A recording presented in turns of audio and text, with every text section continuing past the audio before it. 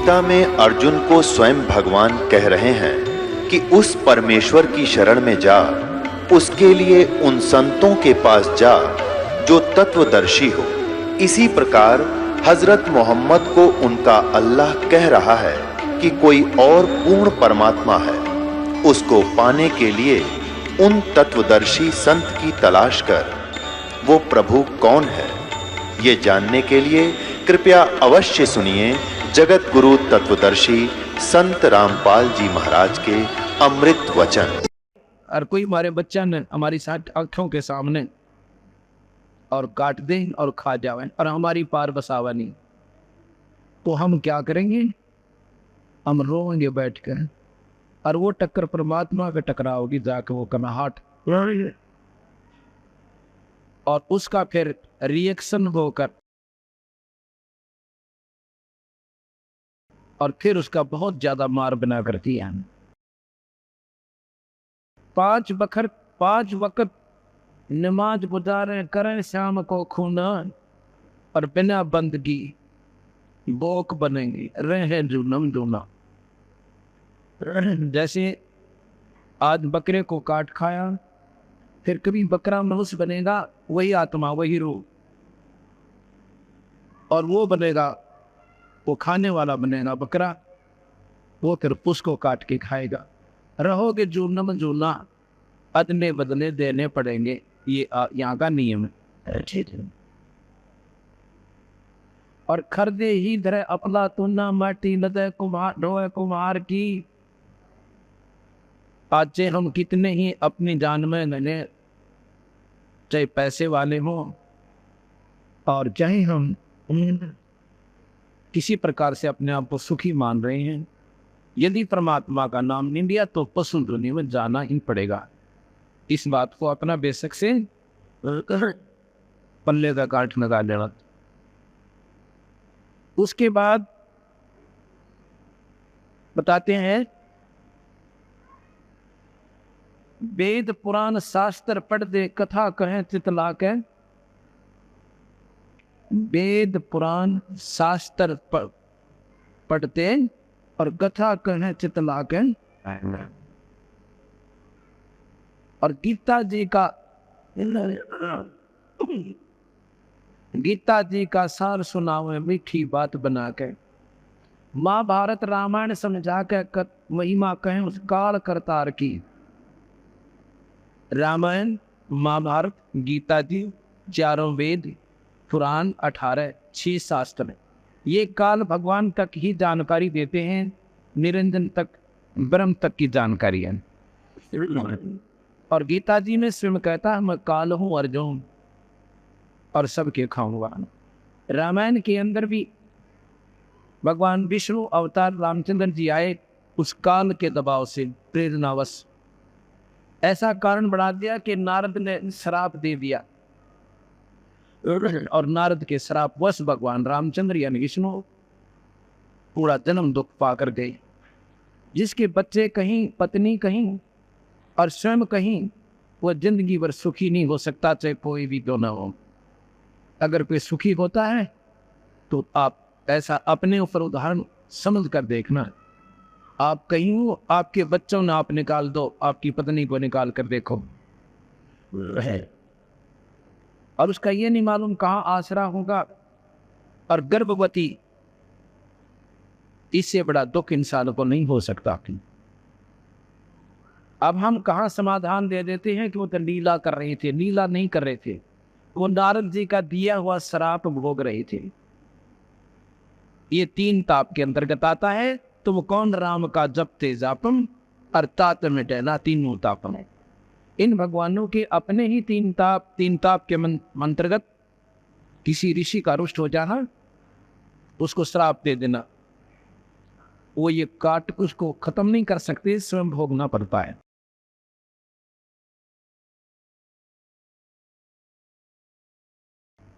गीता जी का सार सुनावे मीठी बात बनाकर, और महाभारत रामायण समझा कर कथा कहें उस काल करतार की, महिमा कहें उस काल करतार की। आपने गीता जी को सुना होगा, गीता एक अनमोल शास्त्र है इस ब्रह्मांड की। वेदों के बाद दूसरा नंबर गीता जी का आता है। वेद वो श्रेष्ठ शास्त्र है जो ब्रह्म तक की पूर्ण जानकारी देते हैं, पर आज्ञा का बेरा कौन है। गीता जी भी ब्रह्म तक की उपासना साधना उसका प्रतिफल तक की जानकारी देती है। उस परम पिता परमात्मा का इशारा जरूर से, पर साधन पाने का नहीं है, विधि नहीं है।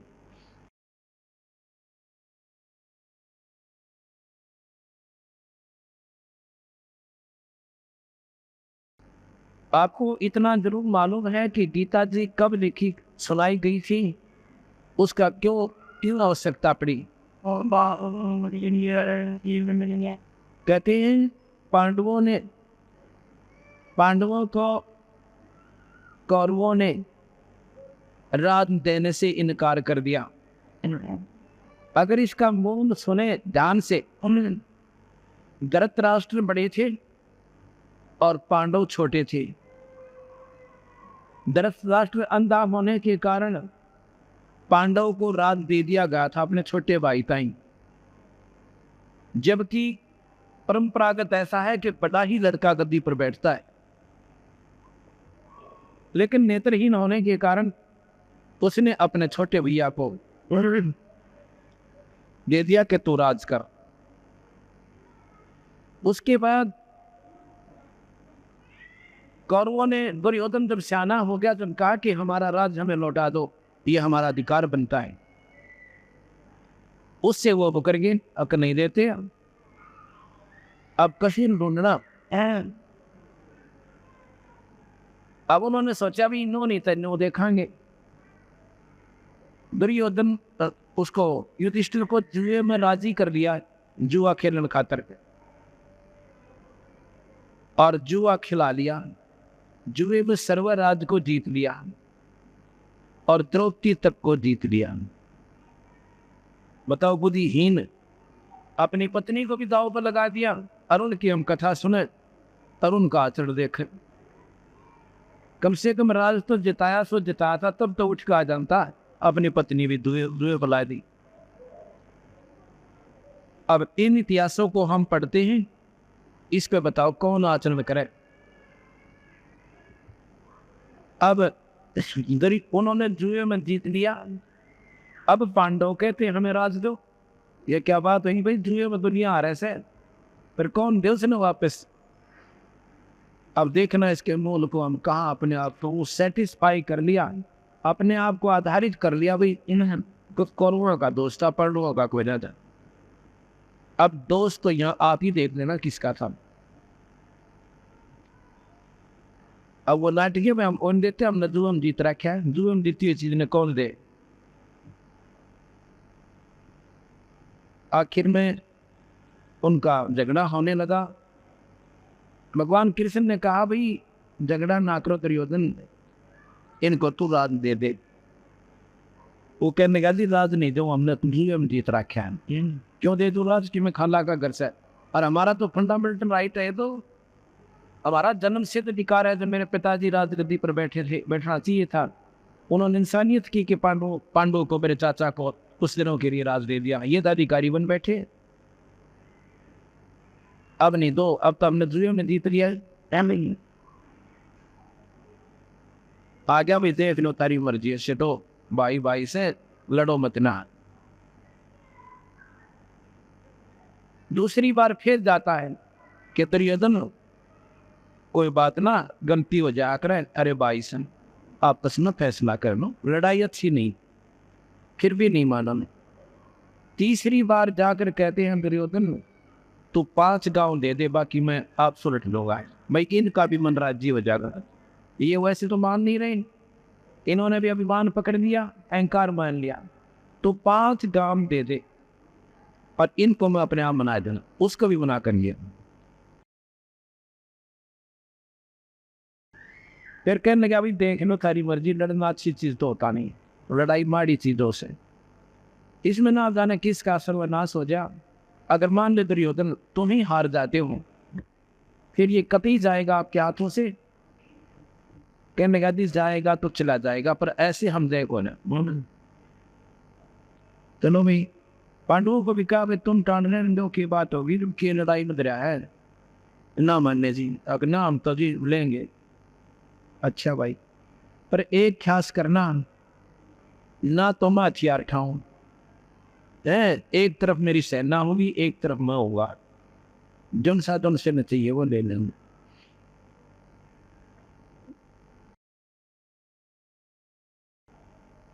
अब क्या होता है कि युद्ध के मैदान में आ जाते हैं, आमने सामने सेना खड़ी हो जाती है। अर्जुन लड़ने अर्जुन ने अपना रथ दोनों सेनाओं के मध्य में खड़ा करवा दिया और देखने लग गया, तो वहां देखा अपने छोटे छोटे चाचे ताऊओं के लड़के, उनके लड़के हैं, अपने भतीजे और बहनों के बटेऊ रिश्तेदार, जिनके साथ रोज खेलने जाया करते थे, बैठा करते थे, मीठी मीठी बात बतलाया करते थे, उनको देख कर एकदम शर्मिंदा हो जाता है। अपने विचार लाता है कि इन मासूमों को मार कर अगर मैं राजा भी बन गया तो मुझे क्या मिलेगा, इस खून से सने हुए राज के ठाट से अच्छा तो हम भीख मांग कर खा लें तो भी चोखा है। अपने मन में संकल्प करके रथ के पिछले हिस्से में बैठ जाते हैं। वहां पर काल निरंजन, वो ज्योत स्वरूपी भगवान काल 1000 भुजा का मालिक, जिसने 1 लाख जीव रोज खाने हैं, जिसे ब्रह्म की संज्ञा से जाना जाता है, उसने देखा कि बात बिगड़ गई।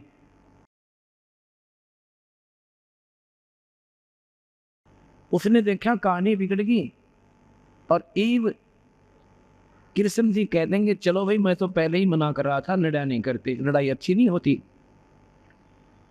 उसी समय भगवान कृष्ण के शरीर में वो काल भगवान आ गया, जैसे प्रेत आत्मा समा जाती है। और भगवान कृष्ण ने तो नो भी नहीं मालूम तने क्या बोला था उस महाभारत में, गीता की ज्ञान में। इसका प्रमाण बताऊंगा आपने। उसमें कृष्ण को तो ये नहीं मालूम मैंने क्या कहा था। तो उसमें काल भगवान प्रवेश कर जाता है। प्रवेश कर जाता है तो फिर कहता है कि अर्जुन तू भाई खड़ा हो जा, देखो अक्षत्रिय धर्म को भूल रहा है, ये अच्छी बात नहीं है? और जो अगर अक्षत्रिय ऐसे ही अपने कर्म से गिरने लगेंगे तो ये संसार में कैसे बात बनेगी।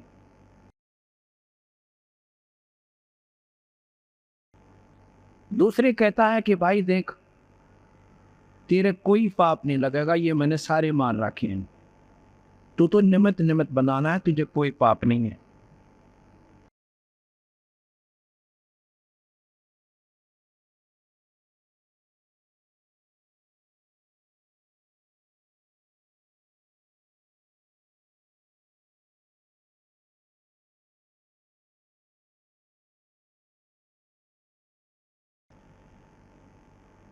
अठारहवें अध्याय के 66वें श्लोक में कहा कि संपूर्ण धर्मों को अर्थात संपूर्ण कृत्रिम कर्मों को मुझ में त्याग कर तू केवल मुझ सर्वशक्तिमान सर्वाधार परमेश्वर की शरण में आ जा, मैं तुझे संपूर्ण पापों से मुक्त कर दूंगा, तू शोक मत कर, डर मत ना, काली ना माने, तने सारे पाप काट दूंगा, तेरे कोई पाप तुझे नहीं लगेगा।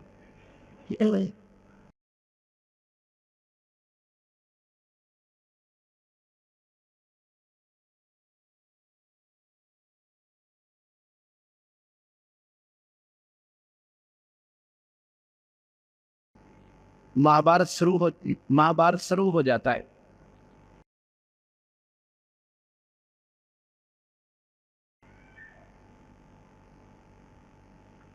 महाभारत शुरू हो जाता है, कौरव हार जाते हैं, पांडव विजयी हो जाते हैं।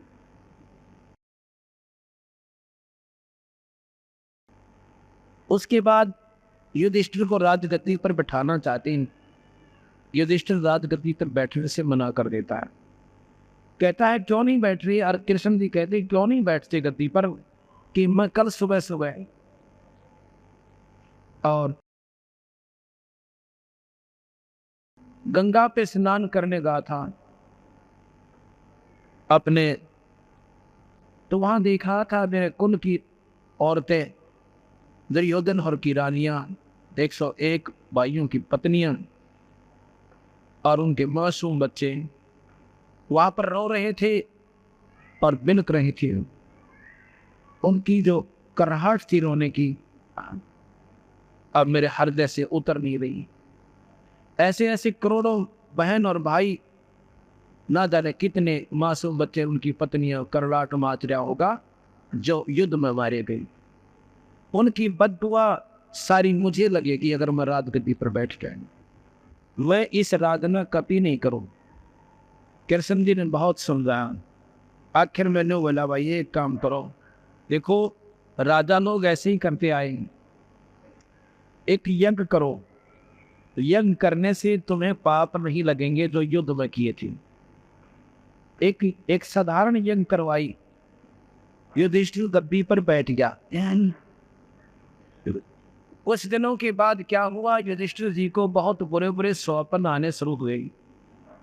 स्वप्न में क्या देखता है कि कटी हुई सिर, बिना शीश के धड़, और ऐसे मेरे मकान में घुस रहे, और ना जाने कितनी बहनें विलाप कर रही हैं और अपने पतियों की लाशों के ऊपर अपनी चूड़ियां फोड़ रही हैं, अपनी मांग पूछ रही हैं, कोस रही हैं राजा को। गाय ये कोई सीमा की लड़ाई नहीं थी जिसमें वीर गति प्राप्त हो जाते। इधर 2 भाइयों का बंटवारा था और उस बंटवारे पर लठबदवार दुनिया मरवा दी।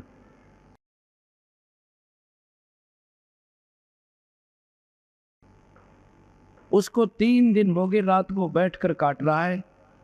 द्रौपदी रात को उठती है और देख रही है, पूछती है, कहती है आपको क्या हो गया? कहता कुछ नहीं हो गया, आप आराम करो। उसने सोचा मैं अपने दुख से क्यों दूसरों को दुखी करूं, ये कष्ट मुझे ही मिलेगा। उसने फिर प्रार्थना की, नहीं बताया। आखिर में अपने उन 4 पतियों से फिर प्रार्थना की, जाकर कहा कि तुम्हारा भैया ऐसे ऐसे संकट में है और उसका तो कुछ ही दिनों में हो सकता है वो शरीर ना त्याग जाए। हैं? सभी कहने लगे ऐसा क्या हो गया? हमारे भैया ने हमें नहीं बताया उनको इतना कोई कष्ट है। अब ये तुम पूछो अपने भैया तो जाकर। चारों पांडव आते हैं, युधिष्ठिर से प्रार्थना करते हैं, भैया क्या आप हमें अपना भाई नहीं समझते? क्यों भैया, आपको किसने कहा? आप इतने संकट में हो और हमसे ये छुपा रखा है। क्या छुपा रखा है? आपको रात को नींद क्यों नहीं आ रही है?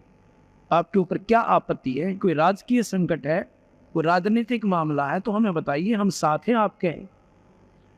अपने दुख को दूसरे से बताने में हल्का हो जाता है, पर नहीं बताओगे तो भैया इसका मतलब आप हमें अपना भाई नहीं मानते। तब उन्होंने बताना पड़ा कि मेरे साथ ऐसे ऐसे संकट है भाई, मुझे ऐसे व्यक्ति दिखाई देते हैं स्वप्न में जैसे जिनके सिर कटे हुए हो, और ना जाने कितने को हमारे घर में घुस रहे हैं, और उनकी शक्ल देखकर मेरा तो कलेजा धड़कन लग जाए। वो दिन धड़का भाई, मुझे नींद नहीं आ रही है। चलो भगवान कृष्ण के पास चलते हैं, इसका कारण तथा समाधान पूछेंगे। भगवान कृष्ण के पास जाते हैं। कृष्ण जी से कहा कि ऐसे ऐसे भैया को रात्रि में निद्रा नहीं आ रही है। कृष्ण जी ने अपना सारा विचार लगा के बताया कि तुमने जो महाभारत में पाप किया, बंदूकघात किया, वो तुम्हें दुखदाई हो रहा। अब एक काम करो, तो समाधान बताइए। एक अश्वमेध यज्ञ करो, सारी पृथ्वी के जीवों को बुलाओ, सभी देवी देवताओं को आमंत्रित करो, सभी ऋषि और मुनियों को आमंत्रित करो, और एक शंख रख दो पंचजन्य, पंचायन भी बोलते हैं उसको, पंच आनंद। आनंद माने मुंह, 5 मुंह का शंख 137 स्टेज दबा कर न्यारी भिन्न से उस पर रख दीजिए। और जब ये शंख अपने आप बजेगा, कब बजेगा? जब कोई पूर्ण संत थी, और भाई पूर्ण परमात्मा का नुमाइंदा संत रोटी खा जाएगा। और भाई नो ना बेरा इन्हें सबको आमंत्रित करो, ना बेरा किस बेक में वो परमात्मा का प्यारा हम साजन। अब अर्जुन का एकदम माइंड में स्ट्राइक होता है कि भगवान तो गीता में कह रहे थे कि तुझे पाप नहीं लगेगा, और अब ये पाप हमारे ऊपर कितना आएगा भाई, कैसे हो गया। एकदम पसीना आ गया पीनू का अर्जुन का, क्योंकि अर्जुन तो अपने कानों सुन रहा पर कुछ नहीं बोला। क्यों नहीं बोला? कि कहीं मेरे भाई के मन में ठेस ना पहुंच जा। अगर मैं बात विवाद करूं भगवान के ने और युधिष्ठिर नो महसूस ना कर दिया, 2 रुपये लगने 10 रुपये खर्च होने जा रहे थे और भाई ने अच्छे नहीं लगे, इसलिए बात विवाद कर रहा है। मेरे संकट को ठीक हो मयूराज जी को इन्हें चुप हो गया, कति पानी पी गया, शांति करी करते रही, फिर देखेंगे। अच्छा भगवान जैसे आप कहोगे ऐसे ही कर लेंगे। अश्वमेध में एक यज्ञ की तैयारी हुई, दूर दूर के लोग, जिसमें 33 करोड़ देवता, 88,000 ऋषि, 12 करोड़ विप्र ब्राह्मण। उसमें के ब्राह्मण होते थे। ब्राह्मण सही जो ब्रह्म पहचाना वो मांग के नहीं खाया करते, दुनिया को गुमराह नहीं करते थे, अपनी भक्ति में आरूढ़ रहते थे और ज्योतिष के माहिर होते थे। और सहदेव जैसे, सहदेव को भी ब्राह्मणों में गिना गया है। जो 5 पांडवों का एक सहदेव है, नकुल और सहदेव। और सभी को आमंत्रित किया गया। ब्रह्मा विष्णु महेश तीनों गुप्त रूप में आकर भोजन पागे किसी ब्राह्मण के रूप में। भगवान कृष्ण जी ने भी खाना खा लिया, परंतु शंख ने आवाज नहीं की, शंख नहीं बजा। शंख नहीं बजा तो युधिष्ठिर कहने लगा भगवान क्या कारण हो गया? सभी महापुरुषों ने खाना खा लिया और 3 लोक के मालिक आपने भी खा लिया और शंख फिर भी नहीं बजा। कृष्ण जी ने बोला थी, युधिष्ठिर कहने लगा हम पापी ज्यादा हैं भगवान, उस महाभारत में हमने जुल्म कर रखा है, मुझे ही मालूम है। कितनी बहनें किस प्रकार अपना जीवन निर्वाह कर रही होंगी और किस प्रकार अपने पति ने रो रो कर, बालक भी रो रहे होंगे, उनकी आंसू बिना सूखी होंगी अभी तक, और हम इस राज का आनंद हो रहे। हमारी ये पूर्ण नहीं हो सकती, हम पापी ज्यादा हैं। कृष्ण बोला भाई ना तो गए, और ये जितने महापुरुष बैठे हैं ना ये मंडलेश्वर, इनमें कोई संत आत्मा को ना ये भक्ति अधिकारी नहीं है, इनके पास कमाई नहीं है, ये तो मान बढ़ाई के भूखे हैं। एक सिद्धि पाले हैं और दुनिया के लाले हैं, और उसके आधार को हो भाई अगस्त ऋषि 7 समुद्र पी गया, उसका पाछा नहीं डाला एक दिन, फिर पी गया तो पी गया, तुमने के मैंने का पाछा निड़ियन। अब कभी विचार नहीं किया इस बात का। अब मैं तो लाडू खाऊं और तुम मेरे का नहीं देखो, अब मैं लाडू खावे देखा है, तुमने के मैंने कहा भाई मैं खाऊं, कहते तुम भी खाओ, इसी व्यवस्था करो, तुमने लड्डू मिले। या तो वो साधना तो करो तंगला में जाकर ऋषि क्रिया करते, उनके गुण जबता हम गावन, हम वो कर नहीं सकते, सूखे डोलों के पीटा क्यों भाई? हम ऐसी साधना करें जो घर बैठे कर सकते हैं, हम ऐसा रास्ता अपनाएं जो उनसे ज्यादा श्रेष्ठतम। आज मैं आपको कम से कम 5,000 प्रमाण दिखा सकता हूँ जिनके घर में वो शो कर दिया, और केवल एक नाम आशीर्वाद से भी हो सकता, पर हम आशीर्वाद से नहीं करते, हम इसको राम नाम पर जोड़ते हैं पहले, ताकि आने वाले और सदा के संकट कट जाए, 84 छूट जाए। वो ऐसे भी हमारे पास प्रमाण है, केवल हाथ रखने तो वो स्वस्थ हो गए, पर ये हम नहीं करते हैं। इधर मानचा हरसाना गांव है, और यहाँ पर हरसाना की एक बेबे भी बैठी हो, पट्टी बंधवारी इनके, इसका खुद भाई एक राज सिंह दिल्ली पुलिस के अंदर है। राज सिंह पुत्र रघुनाथ, गांव मालचा हरसाना, जिला सोनीपत में। और इतना तगड़ा लड़का, नौकती नौजवान, और उसकी इसकी भाभी ने नाम ले रखा उसकी पत्नी ने, और वो मानना कोई ना, चलो भाई। फिर उसको तकलीफ इसी होगी कि मेंटल हो गया, दोबारा अगर टक्कर मारा है, कदे तेन छिड़कन की सोचा, सुसाइड करना चाहो, कभी ऊपर तक कूदना चाहो तो मकान पर से। सिविल हॉस्पिटल सोनीपत ले गए, वो कहने के मेडिकल में ले जाओ, ये तो कभी पागल हो दिया, इसका कोई समाधान नहीं। और कम से कम 3 महीने का ट्रीटमेंट तो वह कंटिन्यूस है, उसके बाद देख लो। तो वो तो उसको नाम ले रही है उसकी पत्नी, वह बहन ने बोली देखो मेडिकल में ले गए, तो बोले दाखिल कराओ जल्दी इसको पे। फिर वो दूसरे ऑर्गेन थे इसके भाई, वो कहने लगे बालाजी ले चलना बहुत बढ़ रहे से। और तो वह बोली देखो उन तक कितना मैं ले जान नहीं दूँ, तो मैंने मेडिकल में दाखिल कराना करा दीजिए, अगर कहीं जाना तो मैं अपने गुरु जी के पास ले जाऊँ। उसी दिन प्रवासी थी पूर्णिमा, उसको एक 3 व्हीलर करके ये छोटे वाला, और वो 5-6 दिन बैठकर ये न वो छोरी वाला बटे हुए ये या उसकी बहन का तो यहीं नजर में रहती है, 5-6 जने, और वो उसकी पत्नी मेरे पास उसको बाहर बैठा कर आए कमरे, पुटिया थी एक छोटी सी उसमें। वो लड़की को मैंने पहचान लिया और तो मैं जानू नहीं था। कहने लगे माँ बेटू कर आई, अजी भगत जी कति पागल हो रहे हैं और मरण न हो रहे हैं, वो तो मरने वाले किसी हालत हो रही है। उसने नाम ले रखा ना जी, नाम तो मानता है कोई। मैं बोला अब एक पाठ भी करवाइए, अब कति हाँ नहीं बरता वकूफ़ का, उसको यहाँ लाओ आप सत्कर मानना। और 5-6 दिन साथ में, अरे शायद यह भी हो गया, हाँ यह भी साथ में थी, यह बैठी वे मेरे पास जब कुटिया में लाए, मैं बोला भाई क्या नाम है तेरा, सिर पे हाथ रखकर अकराज सिंह, कि कहाँ का रहने वाला है, अगली मान 4 साना का। अच्छा भाई तू नाम ले ले तो ठीक हो जाएगा, नाम दे दो जी, एक पाठ भी करवाना, पाठ करवा दो, रख दो जी पाठ करना। मैं बोला तू कहीं उम्र न हो यार पागल है, तो बिल्कुल ठीक है। नो बोले जी यहाँ आकर हो गया, ये तो 3 व्हीलर में 5 जने पकड़ रहे थे, इतना तगड़ा 3 व्हीलर में भी नो करता होगा तो किधर रुक के मारता हो ना, तो आस पास सारे देख रहे थे क्योंकि हो रहा है मुंडा ठाडा छोरा 4-5 टन दो उठा ले जाओ, इतना तगड़ा है। उसके बाद आज 1.5 साल हो गया, उसने कोई तकलीफ, बोल सतगुरुदेव और नाम ले लिया। उसी मालचा के अंदर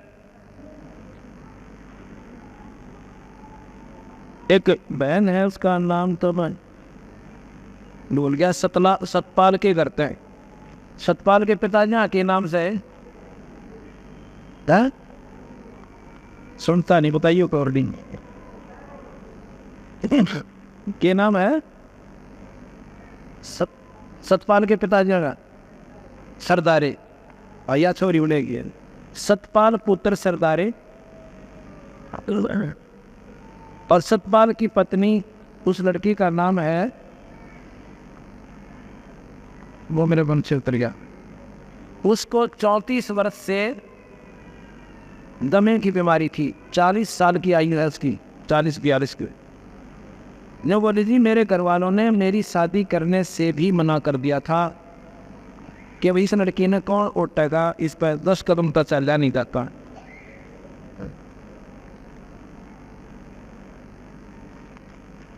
लेकिन समाज के डर से फिर शादी कर दी। ये बागवान लड़का था जिसके इसकी शादी हुई, अपना दुख सुख पाकर जैसे तैसे अपना काम करा। इसको इन्होंने नाम दिया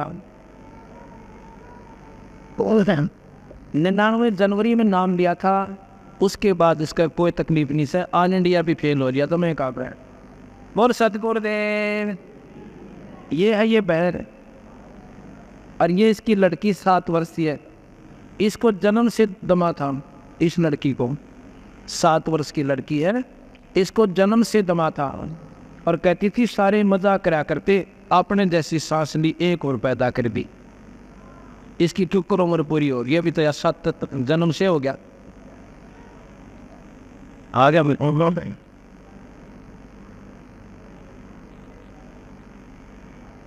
नवानी जी, मैंने तो नाम लिया, नाम से ठीक होगी। और इस लड़के के सिर पे आपका हाथ ही रखवाया था। अब 1.5 साल इस लड़की तो हो गया, कोई तकलीफ नहीं है, कूदती आंदा है। बोल सतगुर दे।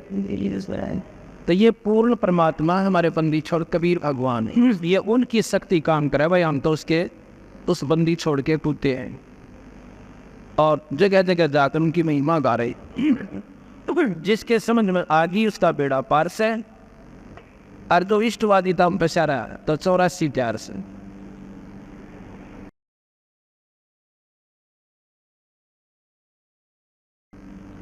अब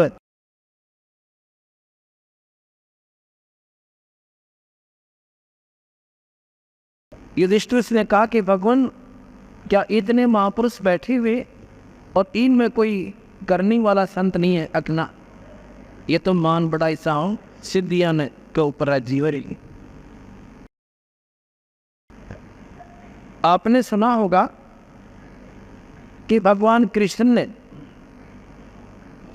एक कुब्जा का कुब ठीक कर दिया। कुब सुना आपने सारा ने, और जिसके आधार पर वो भगवान की संज्ञा में परिपूर्ण ढंगता आ गए। और उसके बाद कुब्जा का कुब ठीक करके और उसके घर पे गए और पत्नी जैसा व्यवहार किया। ये सुख सागर में लिखा हुआ है। अब मैं आपको यही प्रमाण देता हूं, कबीर भगवान परमात्माओं के परमात्मा हैं। ये लड़की मोनिका पुत्री श्री मोनिका पुत्री श्री क्या नाम है तरपात दरियाव सिंह, ये उनके मकान में रहते थे, किराएदार भगत जी हमारे सेवक। इन्होंने जाकर इनको बताया कि तुम कित भूल रहे सो, या क्रोथे के अंदर ये संकट तुम पर तुम दूर हो रहे हैं।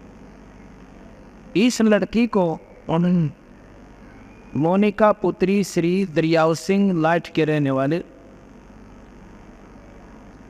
और सूबेदार रिटायर हैं मिलिट्री से।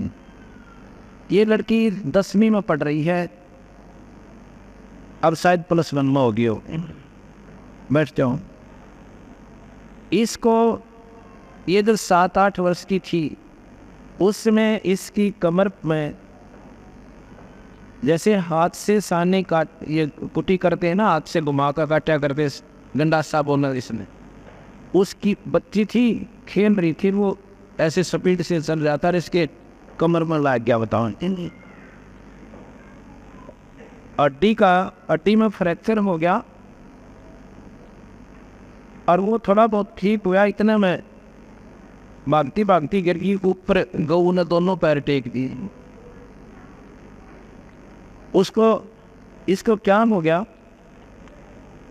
हड्डी बच्ची थी वो हड्डी फ्रैक्चर हो गया और न्यू की न्यू गलत जुड़ गई टेढ़ी, और वो होती होती ऐसे बन गई कमर में, इतना ऊंचा हो गया, ये इतना ऊंचा नो पीछे।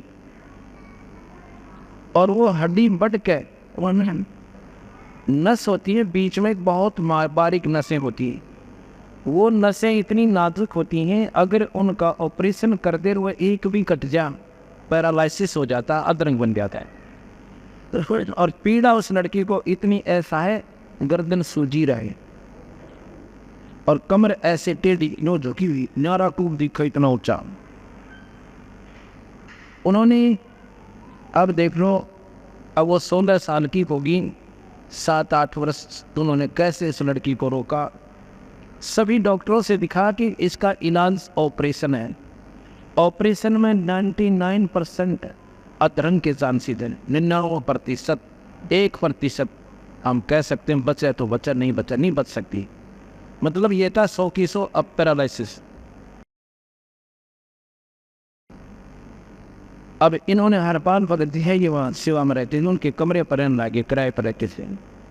जब उस लड़की का दुख इन्हें देखा, इन्होंने बताया कि ऐसे ऐसे आप वहाँ ले चलो। वो कहने लगे हमने सारे दिखा लिए, सारी पूजा पाठ कर ली, मातार बसानी। डॉक्टरों को तो हमने, एक डॉक्टर ने बोला 50,000 रुपये लगेंगे, ऑपरेशन होगा, इसका कोई समाधान नहीं है, और लिख के देना पड़ेगा पैरालिसिस 99% सारी उम्मीद, लेकिन दर्द बच जाएगा इसका, क्योंकि रो बहुत रही थी लड़की। और कुब्जा का तो दर्द तक कोई ना था, कुब्जे का दर्द नहीं हुआ करता है, वो तो जो क्या हुआ होता है उसको पीड़ा नहीं होती, और इसको पीड़ा भी और कुब भी दोनों दोपहर। तो उसकी इस मोनिका की माँ ने नाम ले लिया। हम नाम से क्यों जोड़ते हैं? फिर काल से छूट जाओगे, आप परमात्मा की शरण में आ जाओगे, कबीर साहब की, और आगे आने वाले आपकी कमाई बन जाएगी।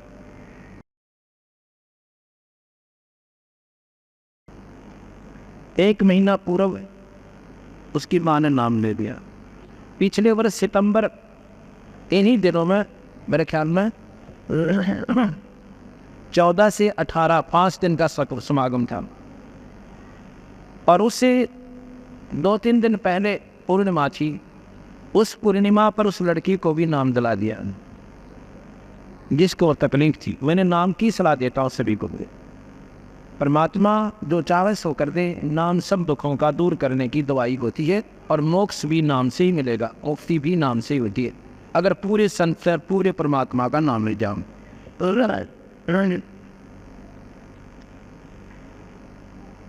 तो उन्होंने नाम दे दिया, और भीड़ से ज़्यादा थी, मुझे ध्यान नहीं रहा।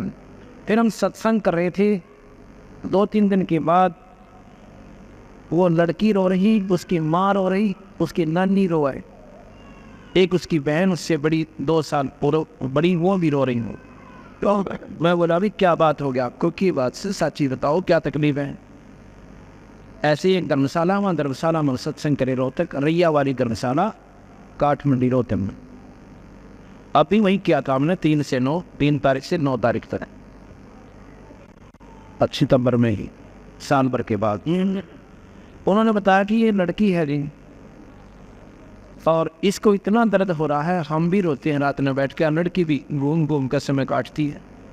गोलियां देते हैं, आध घंटे रिलीफ मिलता है, फिर पीड़ा शुरू हो जाती।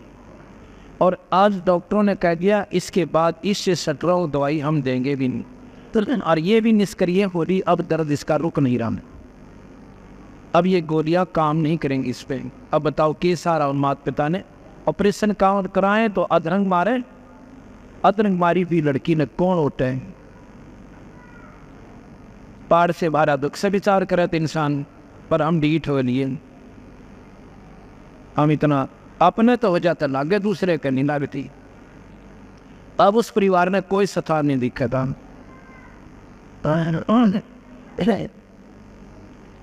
मैं बोला बे फिर क्या बताऊं? अब जी कुछ कृपा करो, मैं अभी नाम दिवाओ लड़की को। वो बोले जी नाम अभी ले लिया। कब लिया? 3रा दिन, 4था दिन पहले करोथा का आश्रम में हम लेकर आए। तो मैं बोला बेटी नाम तो जपती है? अब ना जी, रोती रोती कहें क्यों? अब मेरे से जपा नहीं जाता, मेरे से बोला ही नहीं जाता, मेरे बोलो तो भी दर्द हो रहा है, मैं कैसे तो। उसकी नानी जी ने बोले इसके कड़ पर थप्पड़ मारो जी क्योंकि ठीक हो जाए। माता नठ मार दिल जाएगी, कड़ पर थप्पड़ मारो, थप्पड़ा ठीक हो यार, ये तुमने किसने बताई? मैं तो ऐसे स्वाभाविक माँ बेटी घबराओ, मैं बंदी छोड़ की शर्म आ गई, ठीक हो जाएगी। वो सारे सिर पे कभी उस कमर पे कि ऐसे स्वाभाविक साथ अपने प्यारे बच्चे को कहा करा करें। और एक पाठ करवाना जाए, भगवान बंदी छोड़ सुन लेता था जी। पाठ तो हम केवल पुण्य बढ़वान खातर करते हैं, और पाठ इसमें कोई सहयोग नहीं देता हमें। पाठ आपके पुण्य बढ़ेंगे पाठ के करवाने से। अगले दिन वह लड़की फिर आई, उस दिन वो पैंट कमीज पहन रही थी, अगले दिन वह सूट पहन रही थी, सलवार कपड़ा जैसे जम्पर होते हैं। मैं सत्संग करा, उस लड़की ने 3 बार आके मेरे माथा टेका, मेरे पहचान में नहीं आई क्योंकि उस दिन दूसरी ड्रेस में थी। एक बालक एक दिन में की पहचान में हुई था। मैंने सोचा हो सकता है इस बच्चे ने मेरा प्रवचन अच्छे लगे हो, और इसलिए शायद नाम लेने की रुचि बन जा, ना मेरा बंदी छोड़ किसके बाद जाग गए। और कब बात सुन में आ जाए, सत्संग के उपरांत में बैठा बराबर में आके चारपाई पे वो पूरी की पूरी मंडली फिर आई। जब मैंने देखा मैं कहा हो ना या वो लड़की हो, और इतनी खुश हुआ लड़की कभी। तो मैं कहने लगा ये वो काल वाली लड़की है क्या? आप जी वो ही है। अब क्या बना दिक्कत ही ठीक होगी, यहाँ से बाहर निकली थी, इसका कोई पीड़ा नहीं। बोल सतगुरुदेव। फिर पाठ कराया उसके पिताजी ने खुले दिल से। अब दूसरा पाठ अब फिर उन्होंने करवाया है 3-4 दिनों से उनको बोला का ऐसा।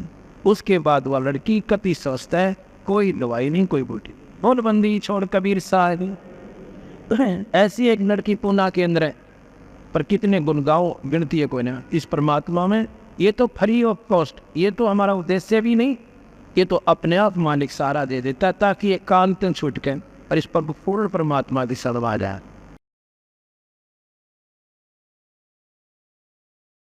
अब ये युधिष्ठिर कह रहा है कि भगवान ये बैठे से मंडलेश्वर वशिष्ठ मुनि जैसी तोब 9 नाथ 84 सिद्ध, इनमें कोई करने वाला संत नहीं, अपना उस परमात्मा का उपासक नहीं है ये, और इनके बस का कोई नहीं था। अपनी ये सिद्धियाँ दिखाकर लोगों ने सुखदेव आकाश मोड़ कर आकर्षित कर रहा था, और मुक्ति तक का अंत नहीं है। नो बोला जी, उसके हृदय में यह बात समाई नहीं कि भगवान ये कैसे कह रहे हैं, इसे महापुरुष बैठे और ये इनमें कोई कमाई नहीं। नो बोला ये सारे कुत्ते बनेंगे और गधे बनेंगे। भगवान कृष्ण बोला ये 84 में जाएंगे जितने मंडलेश्वर तरह दिखाई दे रहे हैं युधिष्ठिर। अब युधिष्ठिर के ऊपर मानना भाई इन बात में कि भगवान आज परमात्मा कौन सा स्टेशन पकड़ रहे हैं भाई, पीछे मंडलेश्वर और अन्यों का ये पशु बनेंगे। जब देखा ना कि इसके गेटियों में बात या तले गई नहीं, अपनी दृष्टि दी युधिष्ठिर को, और तेनों बोला देख, फिर उनकी तरफ ऐसे कर दिया। अब वो जितने 33 करोड़ देवता, 88,000 ऋषि और 9 नाथ 84 सत, कोई तो सांप बना बैठा नो, और कोई मुर्गा बन रहा, कोई बकरासना को। अब देख पुत्र, ये हालत से इनके अंत हुए। कुछ दिन स्वर्ग जाएंगे, फिर नरक में जाएंगे, और फिर इस दुनिया में चले जाएंगे। गरीबदास जी महाराज कहते हैं 33 पर तलब है, कोई बकरा कोई बोक, इन 33 करोड़ देवताओं के ऊपर भी काल की तलब है। एक बार स्वर्ग, फिर नरक, फिर 84 पूरा चक्कर है। ये दृष्टि माथे हाथ लाकर बैठ गया, महाराज जी उल्टी ले लो अपनी लीला में। अब इनसे ऊपर और कौन महापुरुष है कि महापुरुष का तुमने बेर। ऐसे ऐसे दिल्ली के उत्तर पूर्व में एक सुदर्शन नाम का सुपच कहते थे छोटी जाति वाले, जैसे आजकल हरिजन कहते हैं।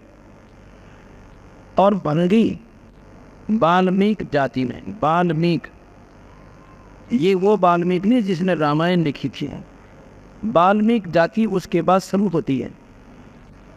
वाल्मीकि यानी भंगी जाति में एक सुदर्शन नाम का सुपच है, सुपच जिसे हरिजन कहते। और भाई वो आवाज तुम्हारी यज्ञ पूर्ण हो है, कहने लगे जी उसको भी बुलाया तो होगा, फिर क्या कारण नहीं आया। कि भीम को कहा था कि उधर कोई महापुरुष हो, सबको आमंत्रित करके आना उस क्षेत्र में। उससे पूछते हैं वो किसको, उनको आमंत्रित करके आया कि नहीं आया। भीम बुलाया कि भी ऐसे ऐसे एक महापुरुष बता रहे हैं महाराज जी, कृष्ण भगवान, आपने उन्हें आमंत्रित नहीं किया। कहने लगे जी किया था, पर वो तो गलत बोल रही थी। क्या बोले? न्यू बोले कि मैं तुम्हारी यज्ञ का अन्न नहीं खाऊं, तुम तो महापापी हो, तुमने अपने भाई मार रखे, अपनी बहन विधवा कर रखी, फिर मैं कितने का सत्यानाश कर रखा, और उनके बालक रो रहे, आज तक भी उनके आंसू नहीं सूखी भीम, और तुम उस राज के ऊपर मौत मार रहे हो, तुम तक कुत्ते की दुनिया में जाओगे नहीं। और भगवान मैंने आपकी शर्म माननी ना, उन्हें टूट का हो। कृष्ण बोला भाई तेरी गलती से, तेने ऐसा तेरे मन में विचार भी कैसे आ गया महापुरुष के प्रति, इतना विचार भी तेरे लिए हानिकारक है, संतों को ऐसे नहीं कहते।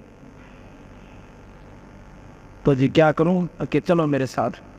उन्होंने कहा कि जब चलूं, जब 100 अश्वमेध यज्ञ का फल मुझे दे दो, जब तुम्हारा अन्न खाऊं, ऐसे पाप। हमने कहा हम तो पहले दूसरे अश्वमेध तो पहले ही कर रहे हैं। कृष्ण जी बोला मेरे साथ चलो, 5 के 5, और दूसरी अड़े काट दे। 5 पांडव, छठे भगवान कृष्ण नंगे पैरा उस महापुरुष के दरबार पर झोपड़ी पर पहुंचे हैं।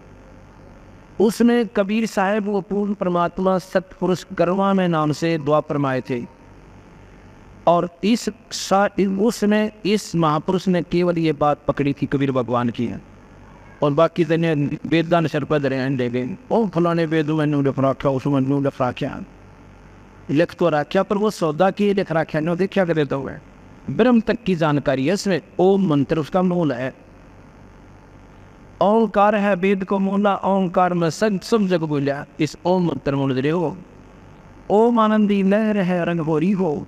ये तो यहाँ इस ब्रह्मांड में वह स्वर्ग में मौज मचा देगा, यहाँ पर राजा हो जाएगा, फिर 84 मंत्र कुत्ते के दे। ये ओम मंत्र की अंतिम उपलब्धि।